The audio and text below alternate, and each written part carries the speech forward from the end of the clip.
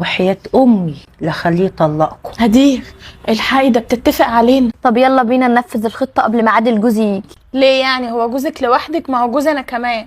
يلا بينا. يلا قومي. عادل ابني جه اهو، ملح احط القطره عشان يصدق ان انا بعيط. هو انت مفكرة هتوقعينا؟ يا حبيبتي قبل ما توقعينا احنا اللي هنوقعك. هحط لك بقى شوية مية عشان يعرف ان انت عملت حمام على نفسك.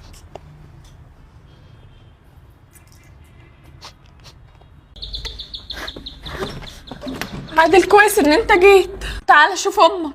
امك مبهدلانا من الصبح يا عادل، ده عامله حمام يجي 100 مره دلوقتي. حتى بص هدير عماله تمسح من وراها ازاي، وعماله تبهدلنا وتشتم فينا من الصبح وتقول لنا انتوا ما انتوش نافعين، انا هخلي ابني يطلقكم. انا شايف بعناية يا بنتي والله، بس اعمل لها ايه؟ ربنا يكون في عونكم. مش مصدقني؟ بص اتفرج، شوف الميه، شوف الميه اللي هدير عماله تمسحها. انا شايف بعناية، مش عارف والله العظيم اقول لكم ايه.